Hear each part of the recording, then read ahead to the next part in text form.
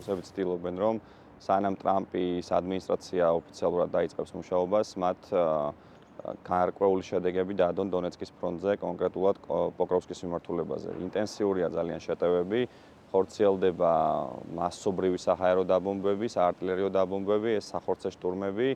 და უკრაინელები თავდაცვით რეჟიმში არიან ამ მიმართულებაზე და საკმაოდ დიდი სიხშირით ანადგურებენ რუსების იერიშებს, თუმცა მე ვფიქრობ, რომ პოკროვსკის მიმართულებაზე რუსებს მომდევნო ერთი თვის განმავლობაში გარკვეული წინსვლა ექნება და შესაძლებელია საერთოდ პოკროვსკი დაიკავონ კიდეც,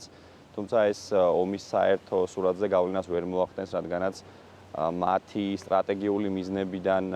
ჯერჯერობით ძალიან დიდი აცდენა აქვთ რუსებს ველზე მიღწეული აი ამ მოცემულობა. გარკვეული ესეთი სასწორი არის, რომელიც გადახრած ესე ვთქვათ რადიკალურად არ ხდება არც ერთ მხარეს. შესაბამისად, თუ მოლაპარაკებების მიმართულებით, განსაკუთრებით შეიძლება ვთქვათ უკრაინას აიძულო ვთქვათ მას ეს